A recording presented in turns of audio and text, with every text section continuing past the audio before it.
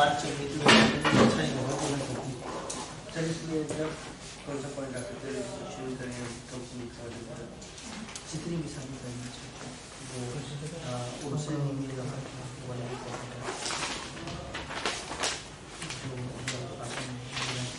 अच्छा gain on sale यानी कि डिविडेंड क्लियर करता है क्या क्या रिस्ट्रिक्शन सेल और वो करें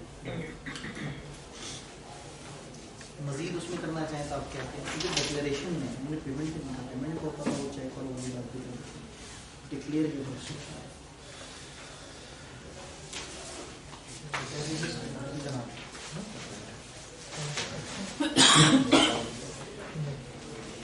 लेंच एक हलवा टेस्ट आप लोगों ने देखा फड़का फड़कू के रख दिया Briefly describe the restriction, if any, with regard to declaration of final dividend by a company listed on stock exchange.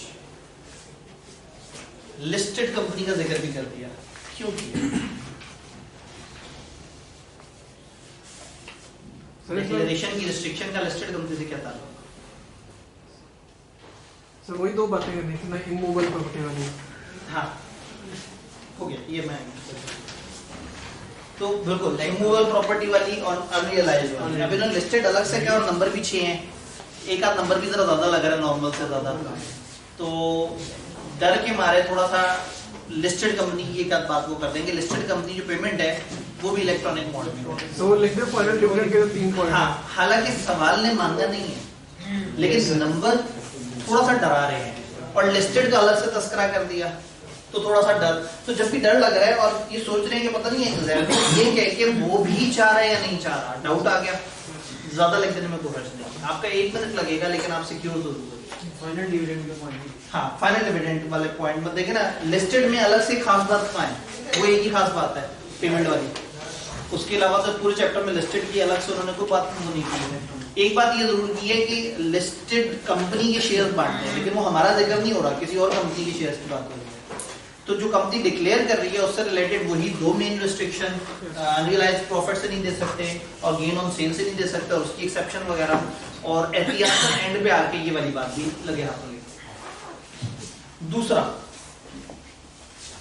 क्यों, पहले छोटे सवाल देखेंगे ना। तीसरा, Under Provision of Companies Act 2017, briefly describe the requirement of private limited company for presenting its first financial statement in annual general meeting and whether the financial statements are required to be audited. सवाल ने इंतहाई नजाकत से सारी चीजों को private company के लिए fix कर दिया। इसका मतलब है आप अगर खामखा बीच में कहेंगे कि लिस्टेड कंपनी में वो भी साइन करे, लिस्टेड में ऐसा भी करो, लिस्टेड तो बहुत दूर की बात हो गई, प्राइवेट कंपनी और फिर प्राइवेट की एक्सेप्शंस, 1 मिलियन से नीचे की क्या है, 10 मिलियन से नीचे वाली क्या है, तो ये बेसिकली प्रोसेस आपसे पूछ लिया लेकिन लिस्टेड के पॉइंट्स हटा के पूछ लिया। तो उम्मीद है आप लोगों ने बेहतर परफॉर्म किया होगा। टेस्ट में कितने लोग थे? ठीक है, चलो एक मुनासिब तादाद नजर आई, क्योंकि अगेन अल्टीमेटली सब कुछ आने के बावजूद भी अगर लिखा ना गया पेपर में तो गेम ओवर हो जाता है। फिर 2 सवाल है, एक में टेबल बना हुआ है और एक में पैरा बना हुआ है। नॉर्मली जो टेबल वाला होता है ना सवाल, वो थोड़ा सा परेशान कर देता है कभी कभी, ये वाला नहीं कर रहा, लेकिन एक टिपिकल असम्पशन होती है कि लोग टेबल वाले सवाल को जरा बाद में देखते हैं, अच्छा यार तसल्ली से देखेंगे। पेपर में भी अगर किसी सवाल में टेबल दिए हुए हैं तो हो सकता है वो कोई डाटा देके आपसे कुछ एनालिसिस करवा रहे हैं, तो दिस इज गुड कि आप ऐसे सवालों की तरफ एंड पे आए।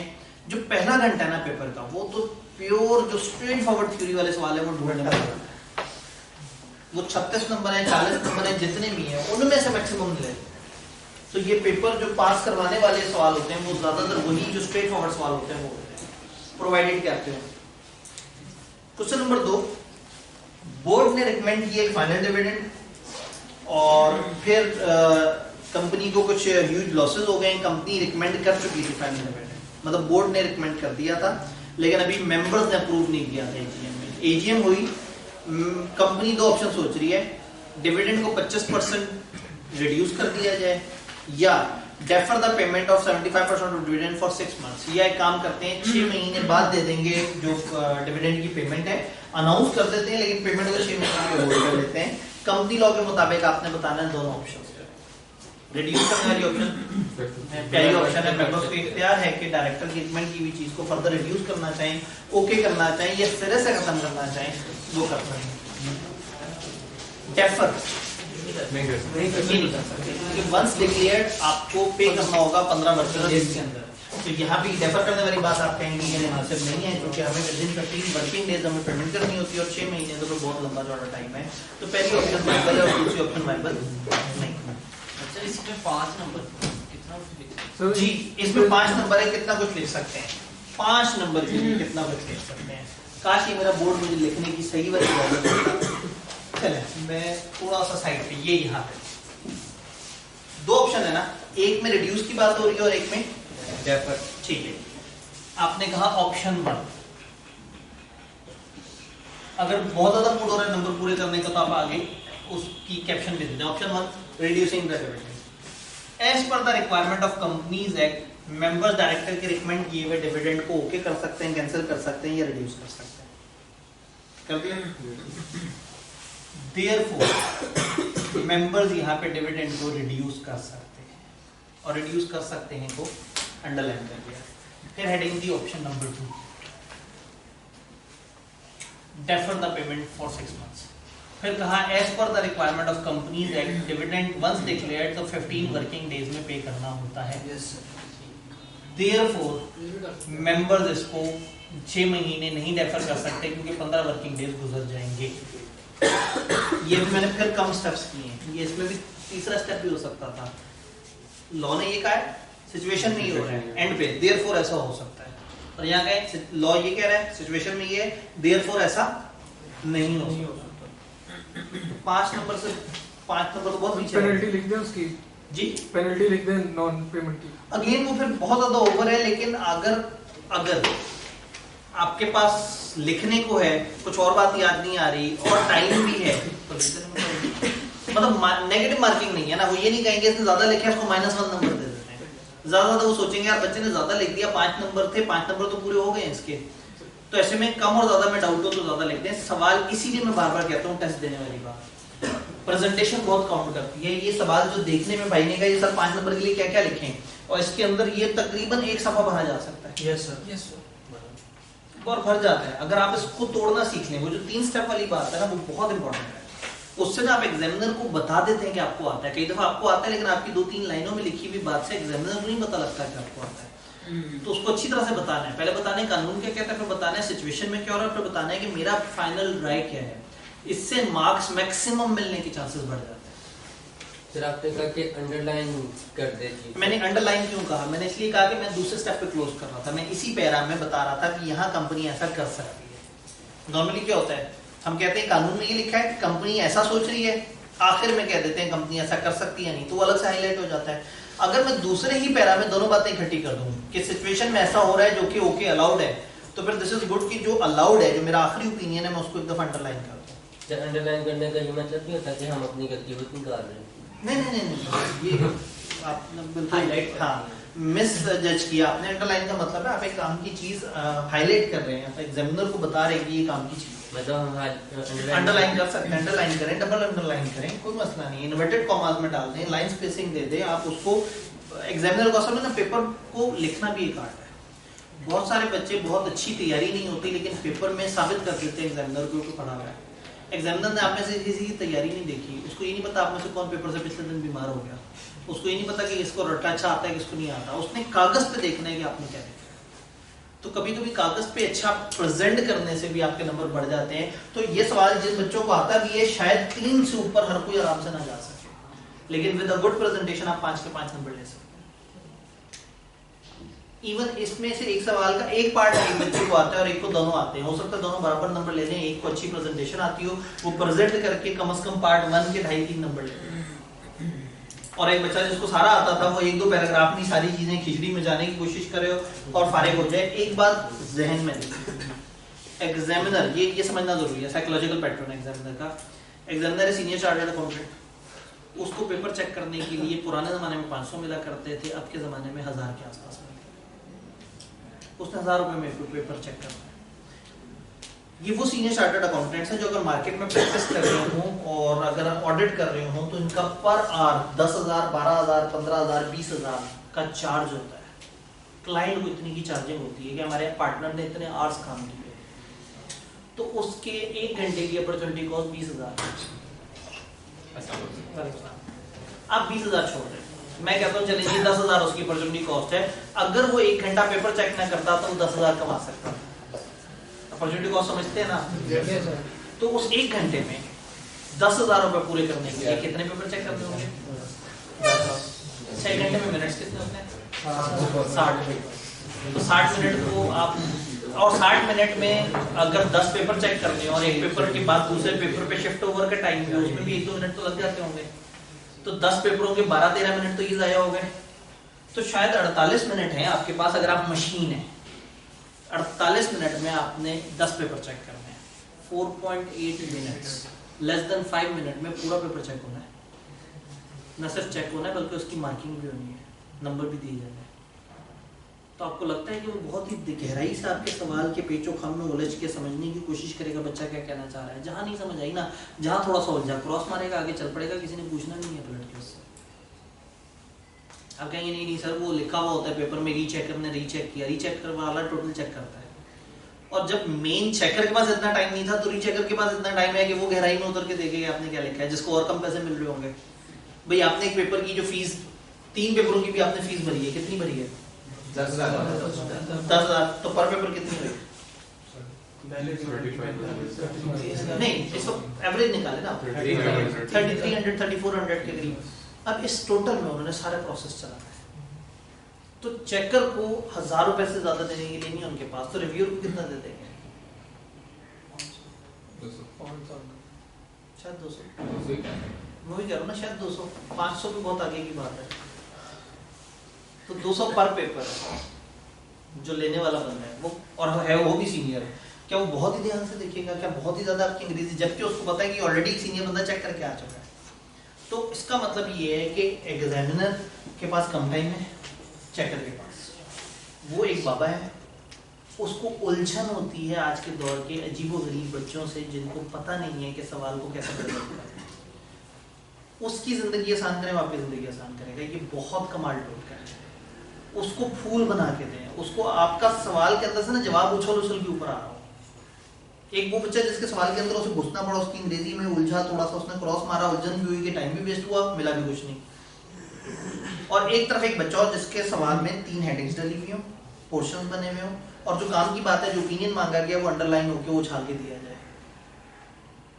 तो कितने मजे की बात आई कि उसने 2 जगह अंडरलाइन देखी, 1-2 हेडिंग देखी, ऐसे टिक मारा, और लेस देन 20 सेकेंड में वो सवाल चेक करके आगे चला। तो मत उसे उलझाएं कि नीचे उतरे और सवाल की इंग्लिश पढ़े। बुलेट्स यूज करें, पैराग्राफ मत यूज करें। पैराग्राफ अगर आप यूज करने के आदी हैं, हर बंदे का अपना एक राइटिंग का एक पैटर्न होता है, तो फिर उस पैराग्राफ में अंडरलाइन कर दिया करें काम की बातें, वो उसने नहीं पढ़ने आपके पैरा। आप उसको अंडरलाइन हुई भी बात दिखा दें, अगर अंडरलाइन हुई भी बात उसे समझ आ गई तो आपका पैरा बगैर पूरा इंग्लिश पढ़े वो समझ जाएगा कि बच्चा सही बात कर रहा है। और अगर आपकी वो अंडरलाइन वाली बात उसे समझ नहीं आई तो शायद फिर वो पैरा में उतरे कि यार यहाँ चल क्या रहा है, फिर उसको और मसले भी नजर आएंगे। तो इसलिए ना प्रेजेंटेशन बहुत इंपॉर्टेंट है। ये जो हम बार बार कहते हैं, टेस्ट के लिए हम एक दिन गाइड करते हैं, हम उसमें आपने देखा था उन दिनों, बल्कि शुरू में मैं ऑडिट की क्लास पढ़ा रहा होता था, मैं यही कैंपस में मौजूद होता था। अच्छा ये भी नहीं है कि ऑडिट की क्लास शाम में होती हो तो चलो मैं सिर्फ वजी के लिए आता था, मैं सुबह का आया हुआ होता था।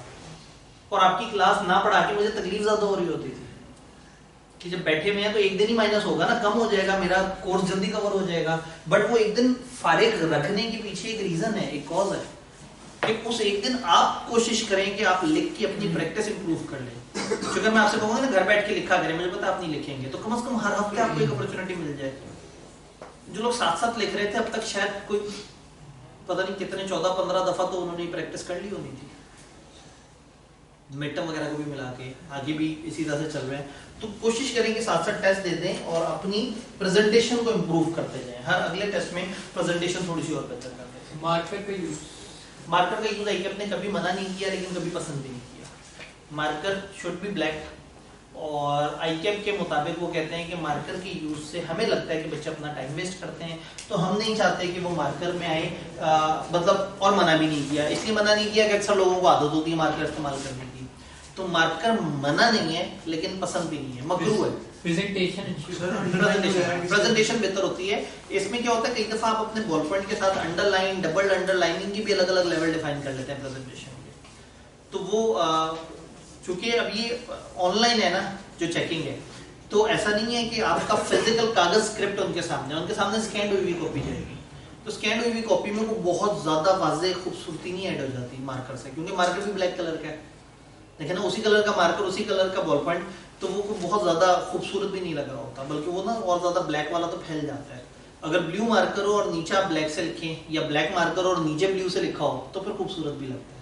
ब्लैक पे ब्लैक वैसे भी बहुत ज्यादा नहीं उठता, तो पसंद नहीं है उन्हें। मतलब उन्होंने कई दफा कहा है कि हम डिस्करेज करते हैं, हम एनकरेज हरगिज नहीं करते कि लोग मार्कर यूज करें, बकौल उनकी कि इसमें टाइम वेस्ट होता है।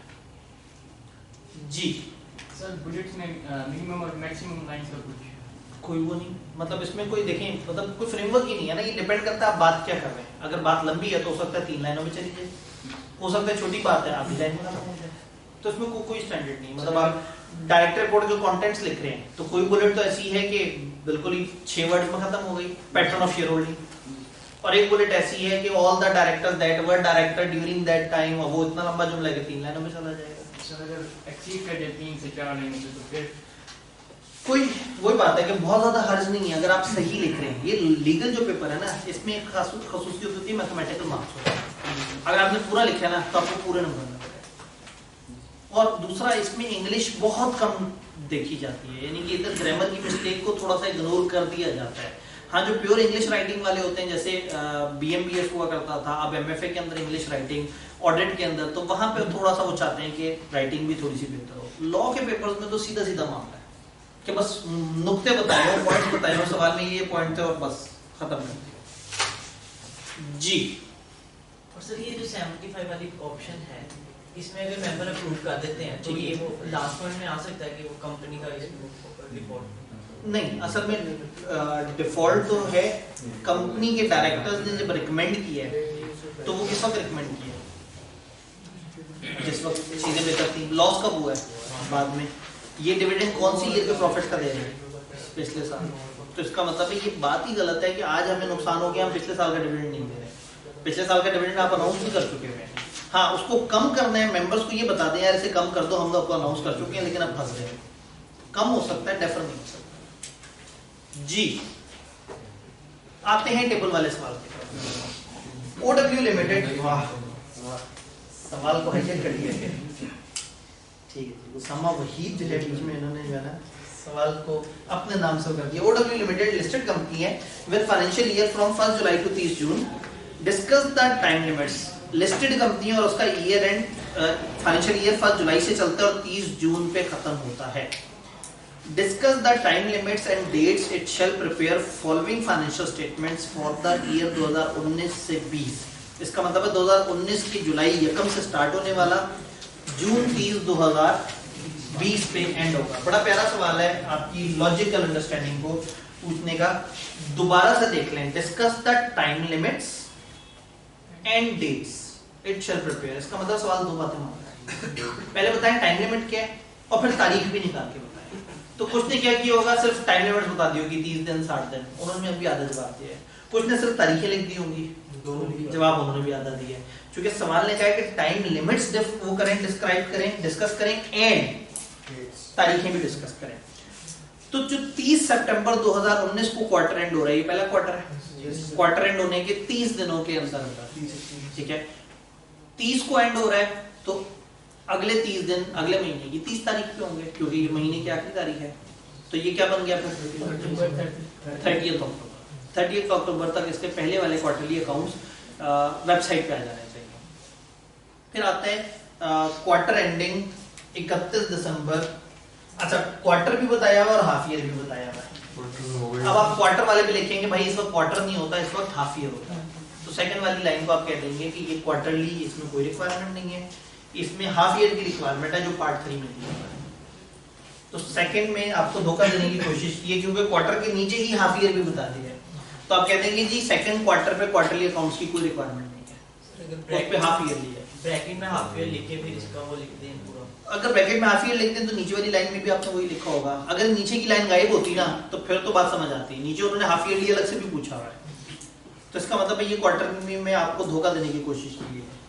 लेकिन अगर आपने ब्रैकेट में लिख भी दिया होगा तो नीचे वाला तो ठीक रहेगा, ऊपर वाले पे हम सोचेंगे लो जी बच्चे ने क्यों नहीं आइडेंटिफाई किया कि ये वाला क्वार्टर तो हमने भेजना ही नहीं होता, इधर तो हमने हाफ ईयर भेजना होता है।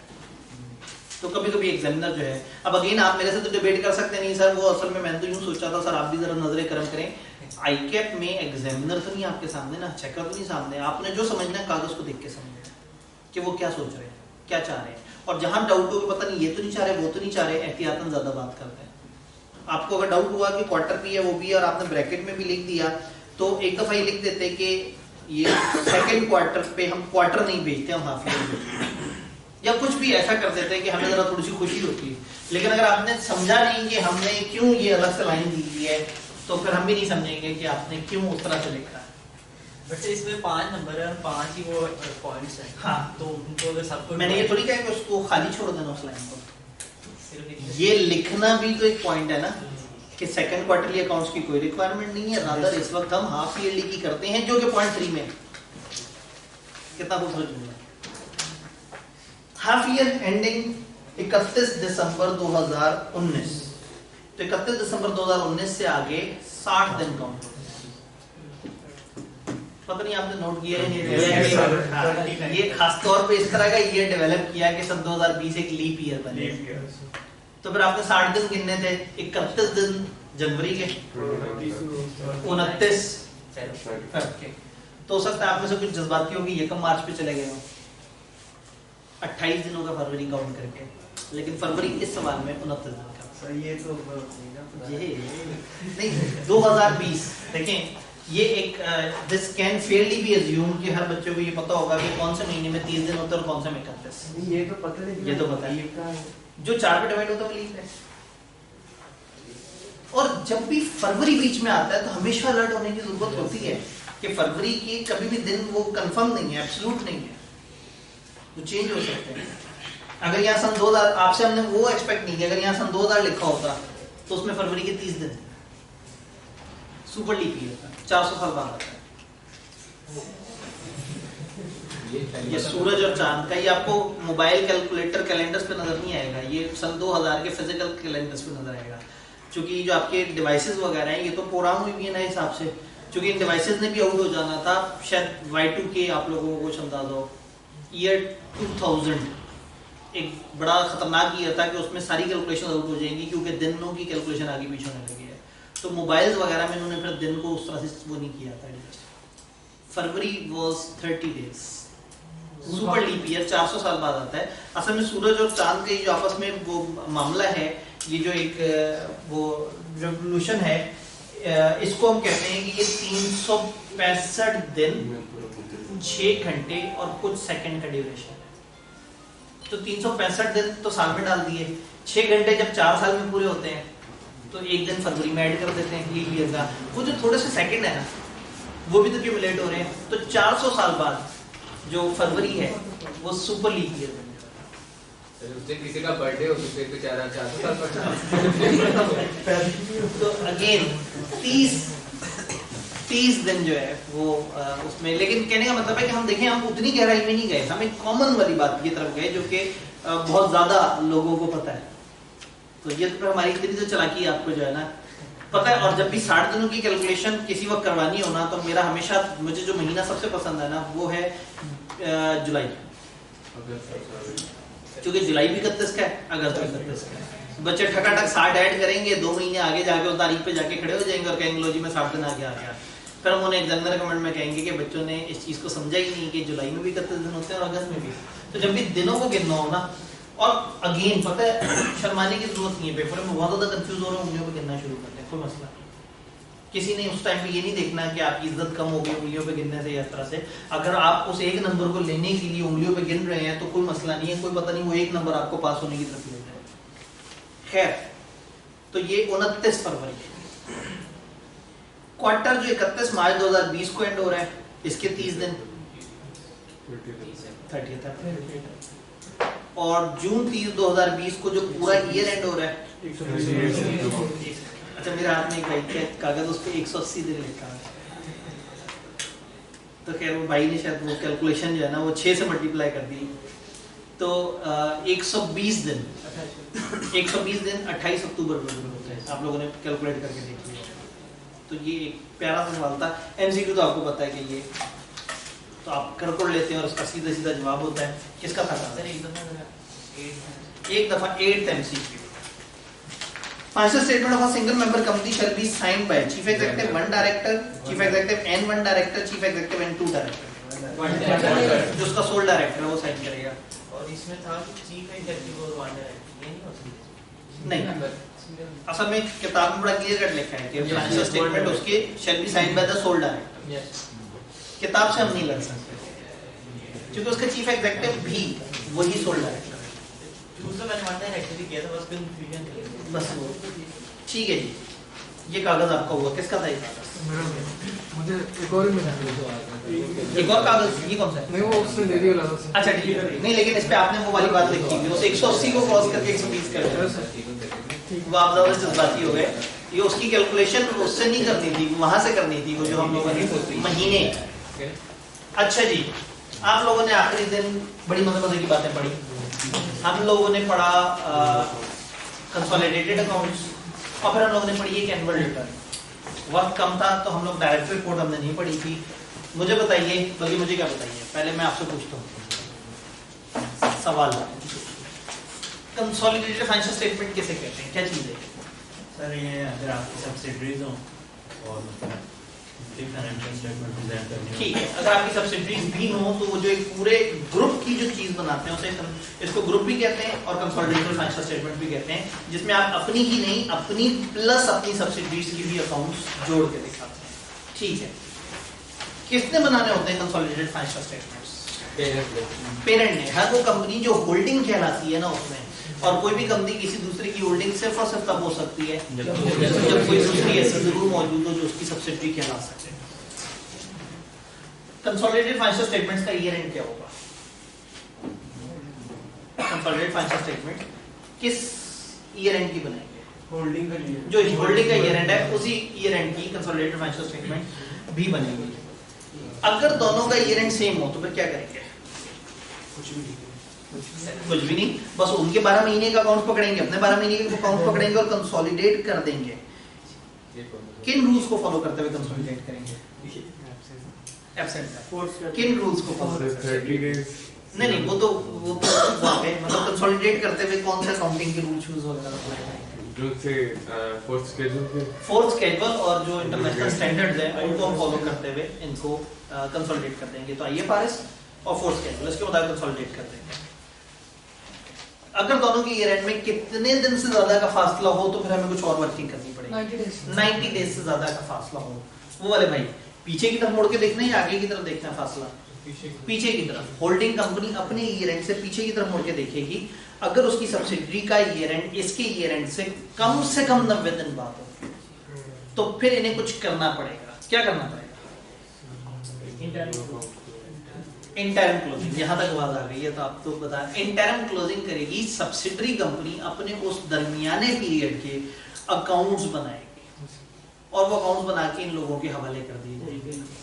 ये वाले भाई किबला, क्या कंसोलिडेटेड फाइनेंशियल स्टेटमेंट्स का ऑडिट होगा? कौन करेगा? होल्डिंग कंपनी का ही ऑडिट करेगा। क्या इसके मेंबर्स को एजीएम पे बुलाया जाएगा? क्या मेंबर्स को एजीएम में ये वाले अकाउंट्स दिखाए जाएंगे? क्या मेंबर्स को 21 दिन पहले ये वाले अकाउंट भी भेजे जाएंगे? क्या ये वाले अकाउंट भी रजिस्ट्रार को जमा कराए जाएंगे? यस। तो फिर पिछले वाले नो क्यों थे? सारी रिक्वायरमेंट्स इस पे वैसे ही हैं जैसे स्टैंड अलोन वाले हैं। ये उसी तरह से साइन भी होंगे, ये उसी तरह से अप्रूव भी होंगे, ये उसी तरह से भेजे भी जाएंगे, ये उसी तरह से फाइल भी होंगे। यानी हर वो काम जो सादा अकेले अकाउंट्स के साथ हो रहा है ना, ये कंसोलिडेटेड अकाउंट्स के साथ भी हुआ करेगा। कंसोलिडेटेड कंपनी के अकाउंट्स में कई दफा आप कुछ ऐसी बात मशकूक सी बताते हैं वालेकुम सलाम जो कि सब्सिडरी के अकाउंट्स में कुछ चल रहा हो। किबला में बताएंगे, आप एब्सेंट हैं, वो वाले किबला में बताएंगे। सब्सिडरी के अकाउंट्स में ऐसी क्या गड़बड़ है जो हम अपनी ग्रुप के अकाउंट्स में बताते हैं? कहीं ऐसा होता है कि हमने कंसोलिडेटेड अकाउंट्स में कुछ डिस्क्लोज करना हो, कुछ बताना हो।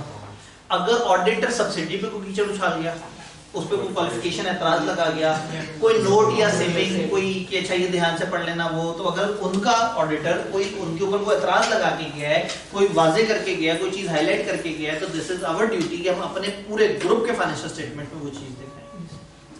दिखने में लग रहा होता है कि थोड़ी सी बातें हैं, लेकिन अगर आप देखें एक एक लाइन के अंदर डिटेल है। ये वाला भाई होल्डिंग कंपनी और सब्सिडरी का ईयर एंड आइडियली सेम होना चाहिए, अलग अलग होना चाहिए? आइडियली सेम होना चाहिए। सेम के लिए मैं एक ओखा सा वर्ड लॉ का क्या इस्तेमाल करता? कोइंसाइड। तो पेपर में ध्यान में रखना, हो सकता है वो कह देंगे जी कोइंसाइड कर रहे हैं, को COIN, तो फिर आपको समझ आ जाए कि ये सेम है। तो आइडियली सेम होना चाहिए, बहुत अच्छा कहा भाई, जल्दी जल्दी से पढ़े आगे क्या लिखा हुआ। अगर ये सेम ना हो तो क्या इसको सेम करने में इदारों की तरफ से कोई गुंजाइश है? इदारों ने कुछ कहा है कि आपको आप सेम करें, हम आपको मदद करते हैं? आप प्रेजेंट नहीं थे, SECP रिलैक्सेशन दे देगा। अगर आपकी नियत दोनों की ईयर एंड सेम करना है तो SECP आपको बड़े टाइम के अकाउंट बनाने की इजाजत दे देगा, आपको एक्सटेंशन दे देगा, यानी कि दोनों कंपनियों को हर तरह की सहूलत देगा कि यार तुम लोग चाहे 13 महीने के अकाउंट बनाओ, तुम 9 महीने के बना लो, बस किसी तरीके से तुम दोनों एक दूसरे के साथ जुड़ जाओ, एक दफा जुड़ जाओ ताकि आगे। तो SECP इन दोनों ईयर को कंसाइड करने से रिलेटेड हमें हर तरह से फैसिलिटेट कर रही होगी। कोई सवाल कंसोलिडेटेड अकाउंट्स वाले सेक्शन? क्या बात अच्छी तरह से समझ आ रही है?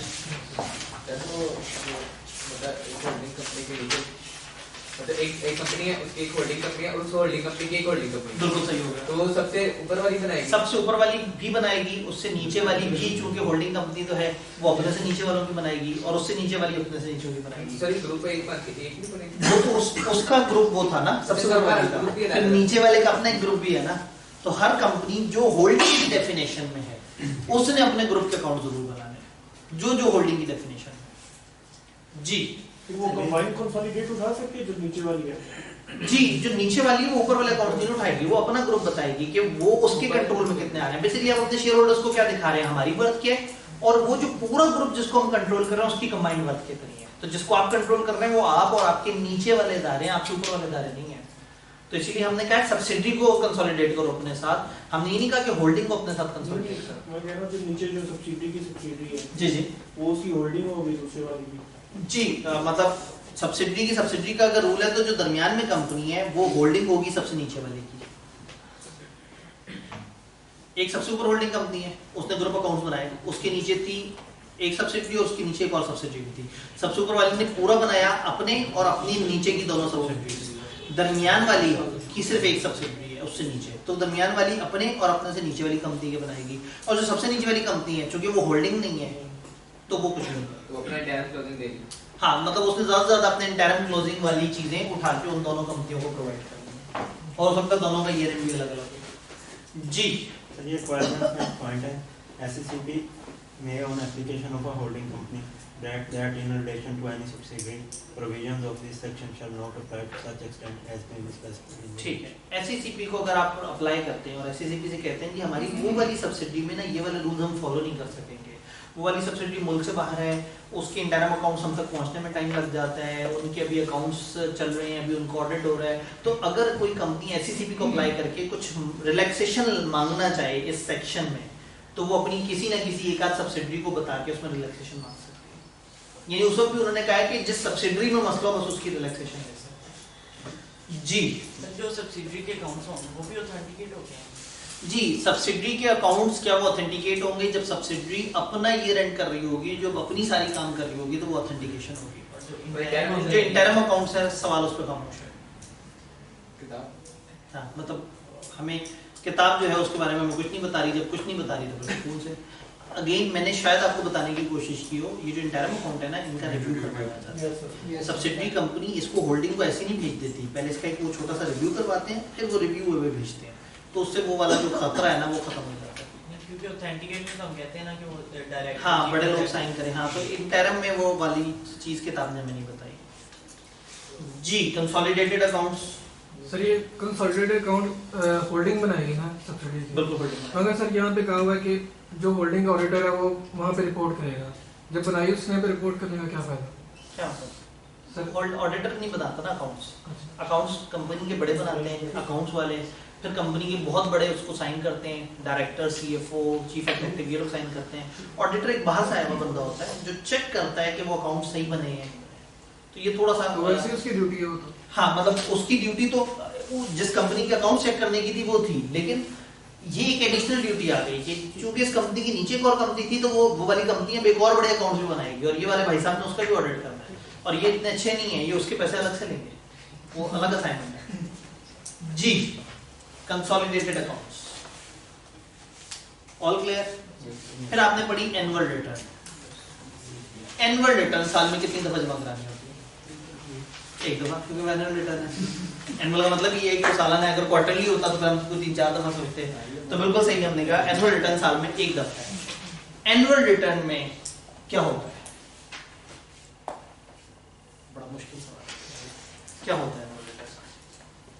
सर कंपनी के अकाउंट्स होते हैं, कंपनी के अकाउंट्स होते हैं, वो तो एनुअल फाइनेंशियल स्टेटमेंट्स बनाता है। एनुअल रिटर्न में क्या होता है?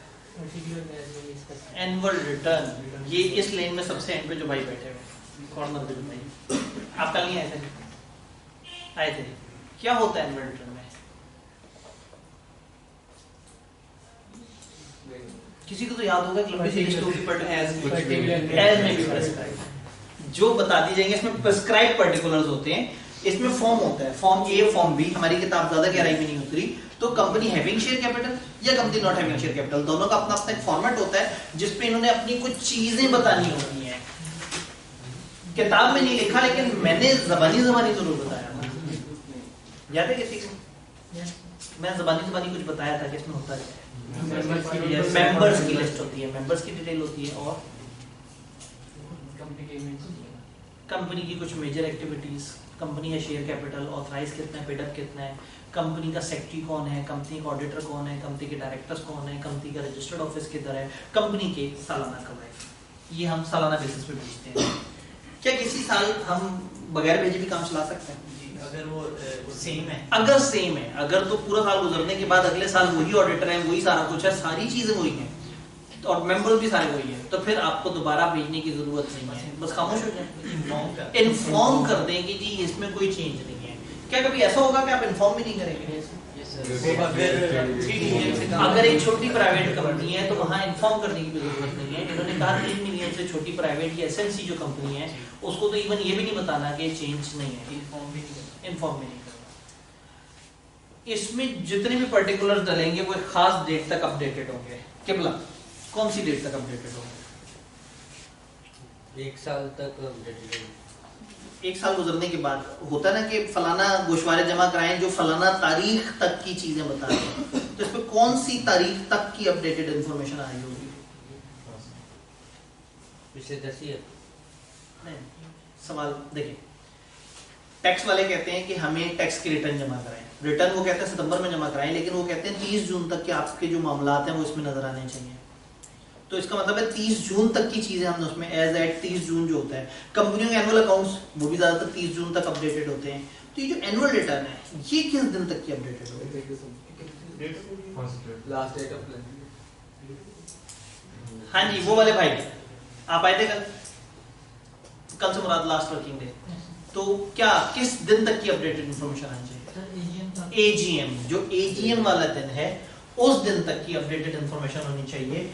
और क्या इसके अलावा भी कोई दिन हो सकता है? अगर एजीएम नहीं हुई पूरे साल में या हुई और कंक्लूड नहीं हुई तो फिर last day of calendar year यानी कि 31 दिसंबर 2000 जो भी आपका ईयर चल रहा है। डन? 7 वाले भाई कितने दिनों में भेजना होता है और किसको भेजना होता है? आप आइए आगे वाले भाई, मतलब ये आप सबसे पीछे वाली रो से जो अगली रो पे जी जी जी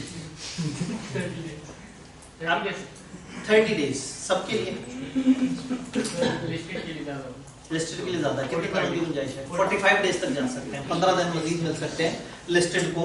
तो 30 दिन, ये 30 दिन स्टार्ट कहाँ से होंगे? वो जो एजीएम वाली डेट है या जो ईयर एंड है, जो भी मतलब जहां से आपने स्टार्ट किया। एनुअल रिटर्न से रिलेटेड कोई सवाल? उसका पेज, हाँ वो फिर हमने ग्रुप में डाल दिया था ना ना ऐसा नहीं, क्लास में खड़े होके ये वाली एक्टिविटी सर अगर उसकी डिजिटल कॉपी नीचे रखवा दें फोटो कॉपी उसकी, हाँ फिजिकल कॉपी है। असल में वो वाकई चूंकि उस दिन वो प्लान में नहीं था और जो सेक्शन पढ़ना था वो प्लान से आउट हो गया, तो इसलिए फिर हमने फौरी तौर पे एक्शन ये लिया था कि हमने सॉफ्ट कॉपी अवेलेबल कर दी थी, तो उसकी फिजिकल कॉपी भी अवेलेबल हो सकती है। ये अब मुझे कौन याद कराएगा? मसला ये है कि मैं उस याददाश्ती गोशवारे तक भी तो पहुंच जाऊँ ना। चलें, वो कागज आपको इस हफ्ते में मिल जाएगा। सॉफ्ट में तो आपके पास है, ये जिनके पास नहीं है वो उस दिन जो ग्रुप में आया था, ग्रुप में नहीं आया था तो मैं यहाँ तस्वीर दिखा देता हूँ, ले लेंगे। ये इसकी तस्वीर दोबारा खींची जा सकती है। हाँ जी, एनुअल रिटर्न से मुताबिक लास्ट लाइन, जितने भी पर्टिकुलर्स एनुअल रिटर्न में डालेंगे ना, वो कभी ना कभी किसी ना किसी रजिस्टर में जरूर इंदराज होने चाहिए। कहने का मतलब है कि ऐसा नहीं होगा कि आप रिटर्न में चीजें अपडेटेड डाल दें और रजिस्टर में रखी हुई हो पुरानी। आसान अल्फाज में पहले अपने रजिस्टर अपडेट करेंगे, फिर वहां से इंफॉर्मेशन उठा के इस रिटर्न में डालेंगे। यानी ऐसा नहीं होना चाहिए कि रिटर्न में जो मेंबर्स का नाम आ रहा हो और जो रजिस्टर में मेंबर्स का नाम आ रहा हो उस डेट पे वो फर्क हो। तो ये इंफॉर्मेशन कहीं ना कहीं किसी ना किसी रजिस्टर से निकाल के डालिए। जी, रजिस्टर में लिखना जरूरी है कि मतलब इलेक्ट्रॉनिक? रजिस्टर से मुराद कोई भी फिजिकल या इलेक्ट्रॉनिक डॉक्यूमेंट या एक्सेल की शीट भी हो सकती है। जी, एनुअल रिटर्न में कोई सवाल? सर जी अगर उस वक्त रजिस्टर क्लोज हुआ, क्या चीज? रजिस्टर अगर क्लोज हुआ है ना, वो बुक क्लोज जी, हुआ है। अगर रजिस्टर क्लोज हुआ है, जाहिर है ये एनुअल रिटर्न है, एनुअल रिटर्न एक बड़ा अहम डॉक्यूमेंट है, तो इनकी पूरी कोशिश होगी कि इसमें वो वाला डेट जिस डेट पे अपडेटेड इंफॉर्मेशन चाहिए वो सब बुक्स बंद ना हो, या अगर बुक्स बंद भी हों तो अगर 28 तारीख को बुक्स बंद हुई हैं और 30 को फर्ज करें मतलब इनकी एजीएम है, तो 30 को भी वही डाटा होगा जो 28 को है, तो बुक्स क्लोज भी हुई भी हो तो हम उसको 30 तक की अपडेटेड इंफॉर्मेशन मानेंगे जो बुक क्लोजर के स्टार्ट में थी। जी, एनुअल रिटर्न याद रहे कि डिविडेंड और ये मिला के 15 से 20 नंबर का एक एरिया है, इसलिए हम तसल्ली से इसको अच्छी तरह से समझ रहे हैं। ये वाला चैप्टर और डिविडेंड बहुत ज्यादा डाटा नहीं है इसमें, मतलब इतना है कि आप पूरा भी लिख लें तो आपके रजिस्टर के 10 सफ़े ना भरे, और उसमें आपको 15 से 20 नंबर अगर मिल रहे हैं तो मेरे ख्याल में इसको तो बहुत ज्यादा घोल के पी लेना चाहिए। जी, ऑल डन। एक सेक्शन हमने उस वक्त छोड़ दिया था, हम आगे उसको लेके चले थे। आज क्योंकि टेस्ट भी डिस्कस होना होता है, बाकी एक्टिविटीज भी होती हैं, तो आज फिर हम इस चैप्टर को खत्म कर सकेंगे इंशाल्लाह ताला।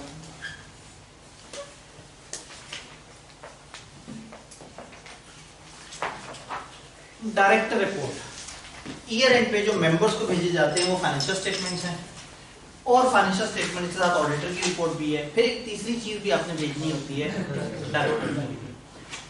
अकाउंट्स में पता है क्या लिखना होता है? अकाउंट्स में वो लिखना होता है जो स्टैंडर्ड ने बताया, ये चीज ऐसे लिख दो, ये चीज ऐसे दिखा दो, ये चीज ऐसे दिखा दो।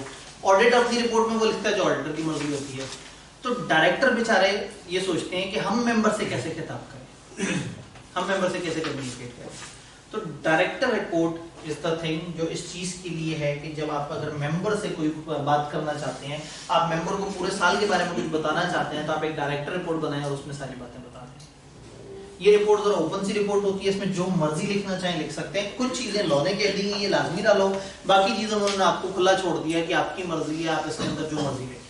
तो डायरेक्टर तसल्ली से बताते हैं कंपनी ने क्या परफॉर्म किया, इस साल क्या क्या एक्टिविटीज हुई, फलाना फलाना, मुख्तलिफ ग्राफ, चार्ट, तस्वीरें, डायरेक्टर्स की तस्वीरें, ऑफिसर्स की तस्वीरें, मतलब फुल रंग बिरंगी सी ये रिपोर्ट होती है। बट उसमें जो रंग शक डालें वो अपनी पसंद से डालें। कानून ने जो ऑफिशियल बातें की हैं हमने बस वो पढ़ी। डायरेक्टर रिपोर्ट किसने बनानी है? डायरेक्टर रिपोर्ट हर पब्लिक कंपनी ने बनानी है। नंबर 1, हर उस प्राइवेट कंपनी ने बनानी है जो पब्लिक की सब्सिडियरी हो। फिर हर उस प्राइवेट कंपनी ने बनानी है जिसका पेड अप कैपिटल 3 मिलियन से ज्यादा हो। इसका मतलब है सारी पब्लिक कंपनी हमेशा बनाएंगी, प्राइवेट कंपनियां नहीं बनाएंगी, लेकिन दो में से अगर कोई एक हरकत हो गई, कोई एक भी हो गई, तो फिर बनानी पड़ेगी। अगर उनकी होल्डिंग कोई पब्लिक कंपनी हुई तो बनानी पड़ जाएगी, या उनका पेड अप कैपिटल। अब मैं आपसे उल्टा जुमला पूछूंगा, कौन सी कंपनियां डायरेक्टर रिपोर्ट नहीं बनाती? 3 मिलियन से नीचे वाली प्राइवेट, वो प्राइवेट कंपनियां जो 3 मिलियन से छोटी हों एंड किसी की पब्लिक की सब्सिडरी ना। तो किताब में हो सकता है आपको ये जुमला यूं नजर आए तो आप परेशान ना होइएगा। आपको पता होना चाहिए कि किसने बनाना है, पब्लिक कंपनी ने बनाना है, प्राइवेट जो पब्लिक सब्सिडरी उसने बनाना है, और वो प्राइवेट जो जिसका 3 मिलियन से ऊपर कैपिटल उसने बनाना है। तो किसने नहीं बनाना, उस प्राइवेट कंपनी ने नहीं बनाना जो पब्लिक की सब्सिडरी भी ना हो और जिसका पेड अप कैपिटल भी 3 मिलियन से डन। चलते हैं इनसे पूछते हैं। Board shall prepare a director report for each financial year. Board of director हर फाइनेंशियल ईयर की डायरेक्टर रिपोर्ट बनाएगा, लेकिन दिस इज नॉट एप्लीकेबल, ये रूल अप्लाई नहीं करेगा। किस पे नहीं करेगा? टू अ प्राइवेट कंपनी, एक ऐसी प्राइवेट कंपनी पे नहीं अप्लाई करेगा not being a subsidiary of public company having paid up capital up to 3 million. 3 million या 3 मिलियन से छोटा पेड अप कैपिटल रखने वाली कंपनी जो किसी पब्लिक की सब्सिडियरी भी ना हो, उसके ऊपर ये सेक्शन अप्लाई नहीं है। तो सेक्शन अप्लाई किस पे करेगा? पब्लिक कंपनियों पे, पब्लिक की सब्सिडियरी प्राइवेट कंपनियों पे, और उन प्राइवेट कंपनियों पे। ये जुमला सीधा और उल्टा दोनों तरह से समझ आ रहा है। अब अगर वो पेपर में पूछ लें कि किसने बनाना है तो भी बता सकते हैं, और किसने नहीं बनानी वो भी बताया जा सकता है। अब इसके बाद थोड़ा सा कहानी में मजीद ऐड करते हैं। इसमें शामिल क्या होगा? देखिए, पब्लिक कंपनियां हमेशा बना रही हैं, प्राइवेट तब बनाएंगी जो पब्लिक की सब्सिडरी है या उनका 3 मिलियन से ऊपर कैपिटल है। हर कंपनी 3 बातें लाजमी बताएगी। वो 3 बातें नॉर्मली हर कंपनी के साल के एंड पे जो मेंबर्स उससे चाहते हैं कि उन्हें पता लगे, वो नंबर 1 ये कि कंपनी ने परफॉर्म कैसा किया पूरा साल। नंबर 2, एंड पे प्रॉफिट्स का क्या बना। एंड पे प्रॉफिट्स के साथ क्या सलूक हो सकता है? एक तो एक डिविडेंड दे दिया जाए, उसके अलावा रिटेन्ड अर्निंग्स, रिजर्व्स, इस तरह की चीजों में डाल दें। तो हर मेंबर साल के एंड पे 3 चीजें जानना चाहता है। मेरी कंपनी पूरा साल कैसा परफॉर्म करती रही। नंबर 2, क्या साल के एंड पे कोई डिविडेंड मिला। नंबर 3, रिजर्व्स में क्या हुआ, वो जो पड़े हुए प्रॉफिट्स हैं उनमें क्या मूवमेंट हुई, कोई नए ऐड हुए, क्या प्रॉफिट का कुछ हिस्सा उठा के हमने वहां पे डाला, वगैरह वगैरह। तो अगर आपसे पूछा जाए कि हर डायरेक्टर कंपनी में क्या बातें हैं, तो आप कहेंगे 3 बातें लाजमी। यहां से रटे कई एक नई दुनिया शुरू होती है। अगर वो कंपनी पब्लिक भी हुई, देखिए ना, प्राइवेट कंपनी भी डायरेक्टर रिपोर्ट बना सकती है। तो अगर एक प्राइवेट कंपनी का 3 मिलियन से ऊपर पेड अप कैपिटल है, उसने तो बस ये 3 बातें बतानी है। लेकिन अगर खुदा ना खास्ता वो कंपनी पब्लिक या पब्लिक की सब्सिडरी हुई, तो लॉ ने कुछ इजाफी बातें भी कही। फिर वो बातें भी बीच में, फिर जब वो बातें पढ़ चुके होंगे और हम कहेंगे चलो शुक्र है बस इतना ही है, तो किताब कहेगी 1 मिनट, अगर लिस्टेड हुई खुदा ना खास्ता तो 4 और बातें, तकरीबन 17-18 के करीब बुलेट्स सारे ही याद करने हैं। और दिमाग में ये भी रखना है कि कौन से खाली प्राइवेट के हैं, कौन से प्राइवेट प्लस पब्लिक के हैं, और कौन से private plus public plus listed. अगर लिस्टेड का सवाल आ जाए तो सारे लिखने, पब्लिक का आ जाए तो जो सेकंड जोन में हम पढ़ेंगे वो, और ये जो 3 पढ़े वो। और अगर खाली प्राइवेट कहते हैं विदाउट सब्सिडी ऑफ पब्लिक, तो फिर पहले वाले 3। तो सबसे पहले वाले 3 तो हमें समझ आते हैं। Statement regarding state of affairs of company, company के अफेयर्स कैसे चल रहे हैं उसके बारे में एक स्टेटमेंट, यानी कंपनी का बिजनेस कैसा चला पूरा साल। Number 2, particulars of any dividend recommended, क्या साल में कोई डिविडेंड रिकमेंड हुआ तो उसके कवाइफ क्या है, कितना, कितनी डिटेल, कितने परसेंट वगैरह। और number 3, particulars of any amount transferred या proposed to be transferred to any reserve account, कोई अमाउंट जो रिजर्व में ट्रांसफर हुई या आपका प्लान है कि हम रिजर्व में ट्रांसफर करेंगे, तो वो ये 2 का ताल्लुक प्रॉफिट से है और ऊपर वाला परफॉर्मेंस है। तो मेरी कंपनी की सालाना परफॉर्मेंस क्या रही, मेरी कंपनी में इस दफा डिविडेंड है या नहीं है, और अगर डिविडेंड है या नहीं है तो हमारे रिजर्व में क्या मूवमेंट हुई। ये 3 बातें जानना हर नागरिक का हक है, हर शहरी, हर वो शख्स जो कि इन्वेस्टर है उसका ये हक है कि 3 बातें उसे लाजमी पता लगे डायरेक्टर रिपोर्ट में। फिर यहाँ से अगली कहानी शुरू होती है, additional contents for public company and their subsidiary. अगर पब्लिक और सब्सिडरी होंगी उनकी, तो ये 3 तो हैं ही हैं। इजाफी क्या है? नेम ऑफ पर्सन जो कि किसी भी टाइम पे आपके डायरेक्टर रहे हैं पिछले साल में, छोड़ के भी चले गए हैं ना, लेकिन चूंकि बीच में डायरेक्टर रहे हैं तो हमने एक तो डायरेक्टर्स की डिटेल देनी है। दूसरा, कंपनी की कोई चेंजेस, कोई कमिटमेंट, कंपनी के बिजनेस में, कंपनी की फाइनेंशियल पोजीशन में कोई बड़ी चेंज आई है तो आपने वो बताना है। कई दफा ईयर एंड हो गया, अकाउंट्स में तो ईयर एंड तक की इंफॉर्मेशन है। अब ईयर एंड के बाद फर्ज करें 2 महीने बाद एक इतना बड़ा कॉन्ट्रैक्ट मिला जो कि मेंबर्स को बताना बड़ा जरूरी है कितना तूफानी कॉन्ट्रैक्ट मिल गया उसमें तो करोड़ों का फायदा हो जाएगा। तो फिर क्या होगा, डायरेक्टर्स का नाम और उसके अलावा कोई भी चेंजेस या कमिटमेंट हुई हैं फाइनेंशियल ईयर एंड से लेके डेट ऑफ रिपोर्ट के दरमियान, वो भी बताइए। पॉइंट तो समझा रहा हूं एक एक करके, लेकिन अल्टीमेटली आपने ग्रैंड करना है। कुछ इजाफी बातें, जितनी भी बड़ी चेंजेस फाइनेंशियल ईयर के दरमियान हुई हैं कंपनी के बिजनेस में, कंपनी की होल्डिंग के बिजनेस में, कंपनी की सब्सिडरी के बिजनेस में, या उन कंपनियों के बिजनेस में जहां इन्होंने बड़ी बड़ी इन्वेस्टमेंट्स की है, तो साल के दौरान होने वाली बड़ी बड़ी चेंजेस वो बताई जाए। अगर कोई ऑडिटर भाई को रिजर्वेशन, ऑब्जर्वेशन, क्वालिफिकेशन, कोई एडवर्स रिमार्क्स वगैरह दे गए हैं, ऑडिटर को अकाउंट में कीचड़ उछाल गया, ऑडिटर ने कहा जी अकाउंट में ये मसला, ये मसला, ये मसला, तो डायरेक्टर उसकी जस्टिफिकेशन अपनी रिपोर्ट में देंगे कि नहीं ऑडिटर ने जो ये कहा था हम लोगों ने यूं किया था, ऑडिटर गलत समझा था। तो ऑडिटर जो कीचड़ उछाल के गया उसको साफ करना है डायरेक्टर।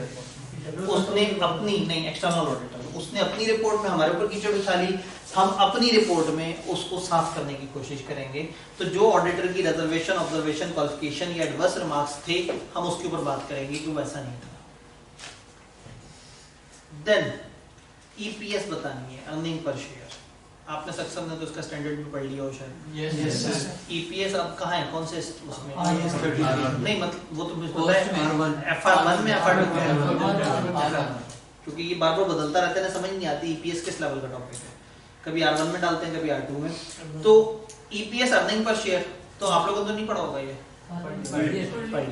तो अर्निंग पर शेयर क्या है, और अगर कोई लॉसेस वगैरह हुए हैं कंपनी को तो उनकी क्या रीजन है, यानी अगर कंपनी प्रॉफिट में हो तो बताएं पर शेयर कितनी अर्निंग हुई। एक तो होता है ना पर शेयर डिविडेंड, एक होता है पर शेयर अर्निंग। प्रॉफिट्स कितने हुए पर शेयर, डिविडेंड कितना हुआ वो तो आपने पहले बता दिया था। और अगर कंपनी को प्रॉफिट ही नहीं हुए, लॉसेस हुए, तो फिर बताना है लॉसेस क्यों हुए, लॉसेस की रीजन देनी है, और थोड़ा सा हौसला देना है मेंबर्स को कि घबराना नहीं है। ये वाला जुमला तो आपको बड़ी अच्छी तरह से पता है। पैटर्न ऑफ शेयर होल्डिंग बनाना है, ये बताना है कि हमारे शेयर होल्डिंग कितनी कितनी तरह की है। इसमें क्या करते हैं, आप कुछ कैटेगरीज बना देते हैं। आप कहते हैं ये हमारी कंपनी के बड़े शेयर होल्डर्स हैं, ये हमारी कंपनी के छोटे शेयर होल्डर्स हैं। आप नॉर्मली क्या करते हैं, आप एक चार्ट सा बनाते हैं जिसमें लिखा होता है 0 से लेके 100 तक शेयर्स हैं 27,000 लोगों के पास, 101 से लेके 1000 तक शेयर्स हैं 1400 लोगों के पास, 1001 से लेके 1 लाख तक शेयर्स हैं 13 लोगों के पास, 1 लाख से 10 लाख तक शेयर्स हैं 4 लोगों के पास, और 10 लाख से ऊपर एक बंदे के पास। बात समझ आ रही है? यानी कि आपने तमाम शेयर होल्डर्स को टेबल में डिवाइड कर दिया। इस तरह से जो उनको नंबर ऑफ शेयर्स के हिसाब से टेबल में डिवाइड कर देते हैं, उसको हम कहते हैं पैटर्न ऑफ शेयर होल्डिंग। हमसे एक्सपेक्टेड नहीं है कि पेपर में हमें ये बनाना आता हो, सिर्फ मैं आपकी अंडरस्टैंडिंग के लिए बता रहा हूँ, रट्टा तो आप लोग मार लेंगे। तो पैटर्न ऑफ शेयर होल्डिंग होता है जिसमें आपकी अपनी शेयर होल्डिंग का पूरा एक बताते हैं कि ये इस तरह से। सर ये प्रिस्क्राइब्ड है या कंपनी की अपनी मर्जी होता है? ये असल में कंपनी की अपनी मर्जी, क्योंकि किसी कंपनी के शेयर का कैपिटल बहुत बड़ा होता है, तो शायद उनकी पहली रेंज ये हो कि 1 से लेके 1 लाख तक शेयर्स, क्योंकि उनके शेयर ही कई अरब में जाते हो। और कुछ छोटी कंपनी हो तो हो सकता है वो 10,000 शेयर्स के अंदर ही अपनी सारा बना लें। तो इसमें एक पैटर्न तो प्रिस्क्राइब्ड है, लेकिन जो नंबरिंग आपने लिखनी है ना, कहाँ से लेके कहाँ तक, वो कंपनी की मर्जी है। तो शेयर होल्डिंग पैटर्न देना है। फिर कंपनी की होल्डिंग कंपनी अगर मुल्क से बाहर है तो फिर आप ये बताएंगे कि आपकी होल्डिंग कंपनी कौन से मुल्क में है, उसका भी आप इसमें बताएंगे। अगर आपने कोई लोन्स या इंटरेस्ट वगैरह की पेमेंट में डिफॉल्ट किया है तो अनफॉर्चुनेटली आपको वो भी बताना पड़ेगा डायरेक्टर रिपोर्ट में। कंपनी के बिजनेस में कौन कौन से रिस्क हैं, कौन सी अनसर्टेनिटीज हैं, क्या क्या मसलों मसाइल हैं, और कंपनी ने अपने जो इंटरनल फाइनेंशियल कंट्रोल्स हैं वो एडिक्वेट रखे हैं नहीं रखे, उन गलतियों से निपटने के लिए क्या कंपनी तैयार है, क्या कंपनी के पास अच्छे चेक एंड बैलेंसेस हैं, ये सारी चीजें बताई जाती हैं। तो वही बात है कि एक लिस्ट सी है जिसको आपको याद करना पड़ता है कि चीजें किस तरह से हैं। तो पहले ये 3 कॉन्ट्रैक्ट हर कंपनी में होंगे, फिर अगर पब्लिक भी हुई तो ये 3 और उसके साथ ये 2 इस पेज पे आए, और 3 4 5 6 7 8 9 ये रहे, 3 पीछे, तो तकरीबन 12 के करीब हो गए। इसमें भी फर्दर इस एक पॉइंट के अंदर जो है ना वो 2 पॉइंट्स हैं, ईपीएस बताएं और अगर लॉस है तो लॉस की रीजन बताएं। इसी तरह से ये नीचे यहाँ पे भी 2 पॉइंट्स इकट्ठे हैं, ये रिस्क एंड अनसर्टेनिटी वाला point and adequacy of internal financial control. तो आप इसे तोड़ना चाहें तो तोड़ भी सकते हैं, लेकिन इतना भी बहुत है।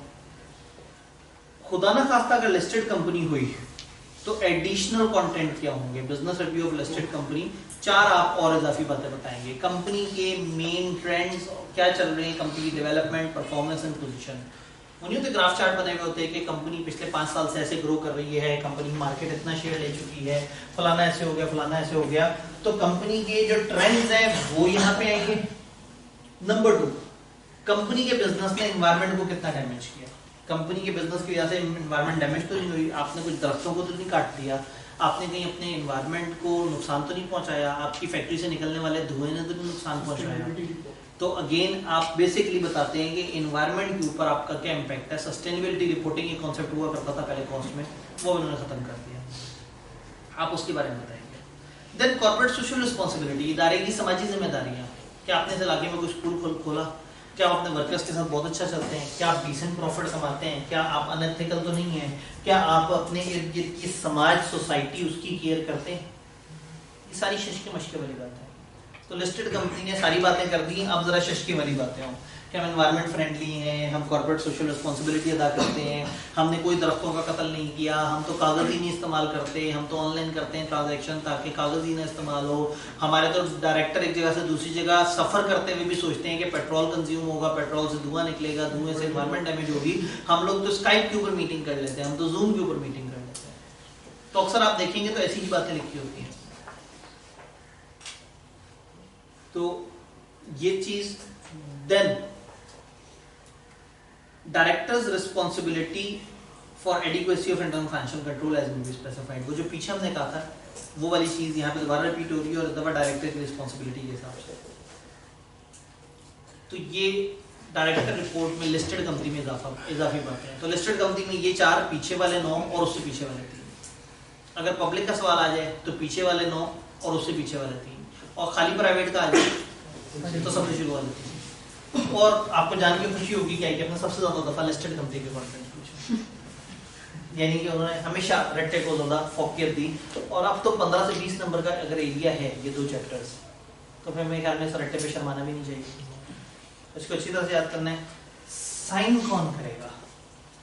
वही बात जो कि आपको पता है, बोर्ड अप्रूव करेगा और चीफ एग्जीक्यूटिव एंड डायरेक्टर, ये वही साइनिंग रिक्वायरमेंट है जो हम लोगों ने अकाउंट्स के ऊपर भी देखी है।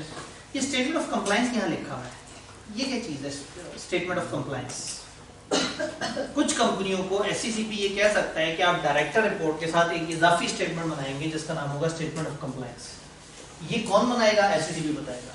इसमें क्या लिखा होगा? एससीसीपी बताएगा। इसका ऑडिट किस तरह से होगा? एससीसीपी बताएगा। तो ऑडिटर के जिम्मे होता है कि अगर ये कंपनी की स्टेटमेंट ऑफ कंप्लायंस है तो उसने उसका भी ऑडिट करना है। तो बस ये वर्ड स्टेटमेंट ऑफ कंप्लायंस है, इसके अंदर क्या है, किस तरह से होता है वो हमें नहीं बताया गया। अगर कभी पेपर में आ जाए तो आप कहें एससीसीपी अगर हमें बता देगा तो हम आपको बता देंगे। कह देते हैं कि SCCP can prescribe any format for statement of compliance. Sir इधर लिस्टेड के केस पे सीएफओ नहीं आएगा? नहीं, यहाँ पे वाली इजाफी बात नहीं है, सीएफओ के साइन करने वाली इजाफी बात नहीं है, यहाँ सिर्फ चीफ एग्जीक्यूटिव एंड डायरेक्टर की बात है। डन। तो डायरेक्टर रिपोर्ट के कंटेंट्स यानी कि चैप्टर नंबर 11 और चैप्टर 9 दोनों के दोनों इख्तिताम को पहुंचते हैं। इसका मतलब हम अपने सिलेबस के आखिरी जोन में दाखिल हो गए हैं। आखिरी जोन में हमारे 3 चैप्टर्स हैं। कौन से 3 चैप्टर्स? इन्वेस्टमेंट, प्रॉस्पेक्टस और मॉडिफिकेशन। ठीक है जी, तो फिर तैयार है कल से? फिर तो कल तो सवाल भी बड़े कम होंगे, जितने कम सवाल उतना आगे बढ़ने की चांस। ठीक है जी, तो कल इंशाल्लाह ताला यहीं से मिलते हैं। अपना ख्याल